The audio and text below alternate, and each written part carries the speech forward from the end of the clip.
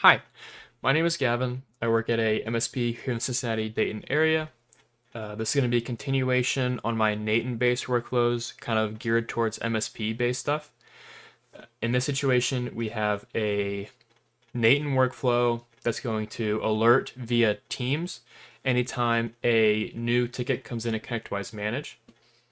There is a functionality in ConnectWise Manage to email alerts anytime a new ticket comes in and then re-email every 5, 10, 15 minutes, however long you set that interval to. The only problem with that is we notice that it kind of gets bombarding on either the dispatch team or the service or system engineers if they're the ones that are getting the notifications. Let's say in a situation you don't have a dispatch personnel. In our case, we do, but let's say you don't, and they're the ones getting those emails. It gets bombarding, and a lot of them, what we've seen is, we'll start creating like folders in Outlook and setting up Outlook rules to just filter all new email alert tickets to there and kind of stop being notified on it, which kind of defeats the point. So in this case, instead of bombarding our technicians with emails, it's a lot better that we've seen and a lot nicer just to get a Teams notification anytime a new ticket comes in. And in our case, as I said, we do have dispatch personnel, so it does go straight to them, and they're the ones that will see the alert and send it out to our technicians as they see fit. They'll triage the ticket, send it out. So we'll run it once just so you can get an idea of kind of what it'll look like. I do have the log in Redis database disabled purely because we don't want it to log the tickets just yet, because we want to run this a couple times just so you can kind of get an idea on what it looks like, and we don't want to stop ourselves from running it. So as you saw, I got the notification there. So you have the message, so we'll format it, I format it as like, hey dispatch team, a new service ticket has come in. The service ticket is an expression.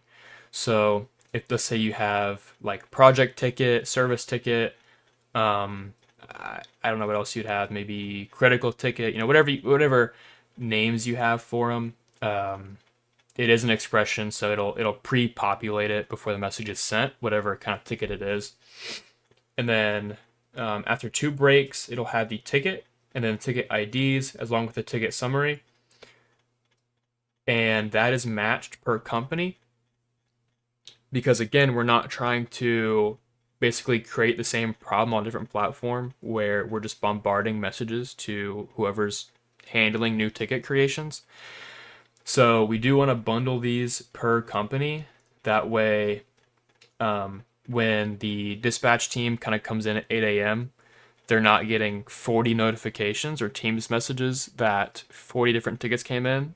Let's say if they're for 4 different companies, 10 tickets a company, they'll get 4 notifications instead of 40, which is going to make them have a less headache or less of a headache.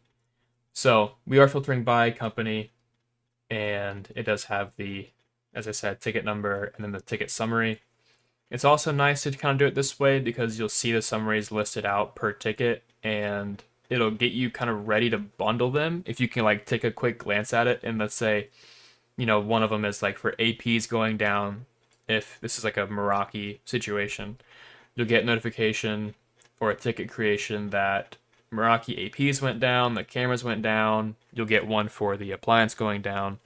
You'll kind of be able to look at it because we have the site name for all of our Meraki sites also in the subject. So you'll be able to see it's all for like, let's say Vision 1. You'd know that you can just go into ConnectWise and bundle those. So it is going to kind of make things quicker rather than going to ConnectWise and being like, okay, what site. It'll be just in a more summarized format. I like it that way. So that's just another pointer. So to kind of get into how the workflow works, with the schedule trigger, it is a cron job. So how it's written is it'll run every minute of the hours from 8 a.m. to 5 p.m. That's our office hours. We don't want to be notifying people outside of that, only because they're not working anymore. So, and then it also runs from Monday to Friday, so no weekends as well. This goes to a HTTPS request. It'll be doing a GET request to this to kind of break this down, it's going to query all service tickets with the condition, oh, my bad, with the condition status equals new, status name equals new, new email, or new portal. In our case, we have the new status for any new tickets that we don't want to be like emailing on. We have new email, kind of describes itself. It's in the new status and will send email alerts every 5, 10, 15 minutes to our teams. Not to teams, but to our teams of individuals. And then the new portal, if any tickets come in through our service or customer portal, then they'll get put under the new portal status just so we know where it came from.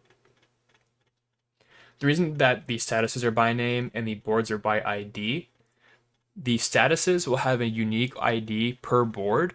So rather than having the new status being ID like 46, 48, 49, and 50 for 4 different boards, we can just do status name new. Same thing for new email, same thing for new portal. So you do want to name them the same across all boards because they are technically different throughout all boards in ConnectWise Manage. And then we do want to specify the board IDs that we're going to be running this on. That way, if you have any boards that you use and manage but you don't use for like service tickets, we won't be looking for new tickets of that. So like let's say you have like a like payables board or a finance board or that kind of thing, and you have like a new PO to send or something like that. You don't want to be sending new email alerts for that. It exists because you're probably the one that made it, so on and so forth. So we specify what IDs that we have here, and then we also filter on the parent ID equaling null. The reason for this is we don't want to be notifying on child tickets because they're under a parent. We want to know what the parent is that they're bundled to, not the child. And the reason why this works is that, child tickets, they're going to have a parent ID. So by filtering on any ticket that doesn't have a parent ID, we're going to get all of the parents. And then just out of habit, I have everything at page size, 999s, so that we're not limited by page size. I don't know the exact limit what you can use with ConnectWise on what the page size is, but I just use 999s and I've not had an issue. So that's how the GET request will be labeled. Excuse me. We have the authentication as a generic credential type, and the generic auth type is header auth with the header auth account. So this is a credential you'll make inside of n8n. The name will be authorization with all lowercase letters, and then the value is going to be bearer plus your public and private API key from ConnectWise and your company name for ConnectWise encoded in base 64, which that sounds kind of annoying, but it's not too bad. So long as you have permissions in ConnectWise Manage, you can come to your profile, you'll click My Account, and then if you have the permissions, you'll have the API keys tab, and you'll be able to generate your own API keys. It is beneficial, or I guess more like granular permissions, if you want to be like more security minded, to have a API user in Manage to run all your API stuff through, not like your service technicians. That way you can get kind of granular with what the API can pull and see and do stuff like that. And then if anything is like touching ConnectWise, like patching a ticket, which is like changing some data or making a ticket, it'll come in as the API user and not a technician's name when it came in through an API. So that's how the ticket works here. You will also want to use the client ID header, and this is going to be your client ID for your organization specific. You don't have to use the organization ID of like per company. That is different. I believe they are kind of labeled the same way. If you do a pull request or a GET request, you will have like an organization ID. It's not the same thing. It is going to be your organization. So then we go on to the JavaScript or function node. Basically, all this does is it adds a variable called filter on this, and uses the ID of the ticket to create that. The reason I do such is that if I were to just filter on ID, I'm going to get the ticket ID, I'm going to get the board ID, I'm going to get the status ID, and if I come over to the merge node and say, hey, I want to filter on ID, well, it's not really going to filter on what I want, which is the ticket number. It's going to filter on all these things. So this just creates a filter on this variable with the ticket number. So if you come over here and you'll scroll down, you'll have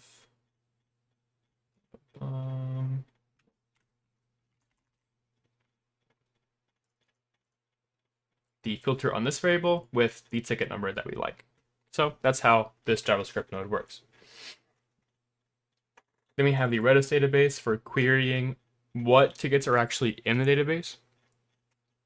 So it's going to look at the ID, query the ID, and if it comes back null, that's good. That means we've not seen the ticket before.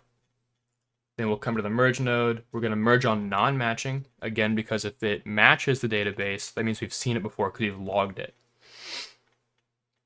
Merge by fields, we'll use the filter on this variable that we created with the JavaScript node, and then the tickets field that we have from the Redis database. So that will look like this. It'll say tickets, null.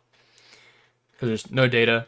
Once there's more than one, instead of being one here, it's going to be two in a second when I let this log the tickets. So as I said, keep non-matching, because if they're non-matching, that means we've not seen them before. It'll send them forth because, as I said, these all match. And then it'll combine like companies.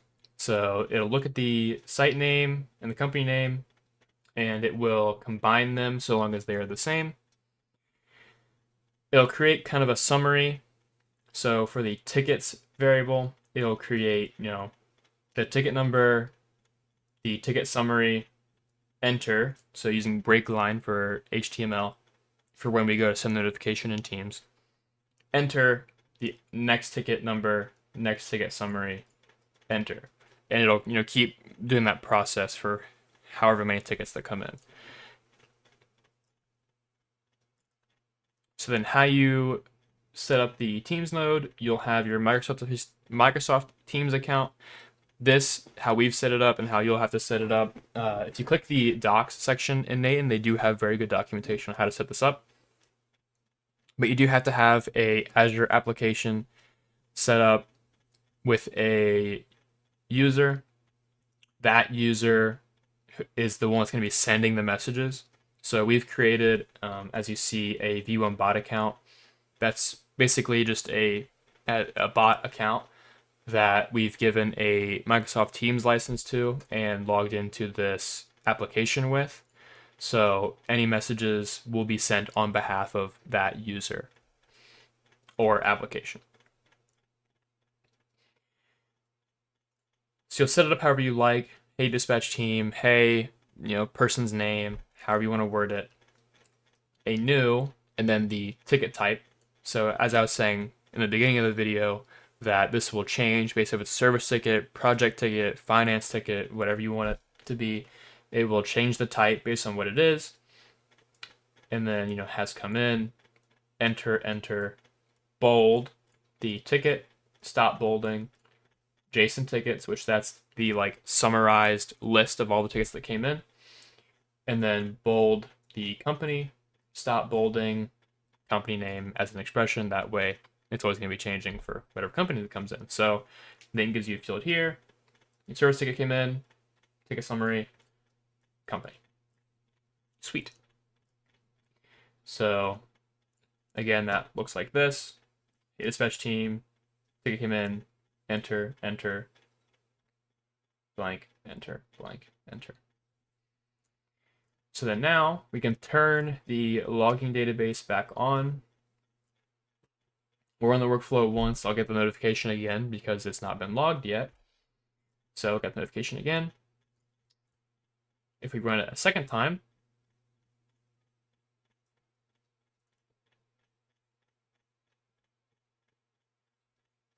oh, my bad, I see. I had to delete them before I made the video, so You'll want to have the ticket ID set into both, so saving it as the ticket number key and then the value ticket number as well. That way when it queries here, instead of being blank, it'll have a ticket number there. So that's my bad. So run it again, then once more, and it'll stop working. Because on this one that last sent, you go to the executions tab, it set the ticket number, both key and value. And now, if we come to the merge node, we will get tickets. And that's this is the first item of 2, so it'll match this ticket number and this ticket number, which they are both the same. We are keeping non-matching. They match. We don't send them forward. So that's how that kind of filter works on that way you're not repeatedly messaging your team. If you do want it to be a repeated message, let's say every 5 minutes, 10 minutes, 15 minutes, like your emails are, if that's up to you, you can set your expire, and this is by seconds. So if this would be a minute, so every minute you'd get the notification again, because this after the TTL goes out, the tickets will get deleted from the database, and then the next time you go to run it, they won't match. Therefore, I can't leave this. Therefore, the next time the workflow runs, it will be non-matching, send you the alert, log it, and then on your next minute or however long you set the TTL for, it will re-notify. Anywho, that is how the Teams integration works with ConnectWise Manage anytime you get a new ticket. One last thing with the Teams node is this is currently set up as a one-to-one to me, but you can, if you have a group of people, like a dispatch group, you can, so long as the account sending the messages is a member of that group, you can change this to be the group, so you can notify 5 people at once, or X amount of people at once, however many people are in the group, instead of just notifying each person individually or something like that. So another thing to keep note of. All right, that was the workflow. I'll have this uploaded, and if you have any questions, comment them below. And if you have any other requests, let me know. See you guys.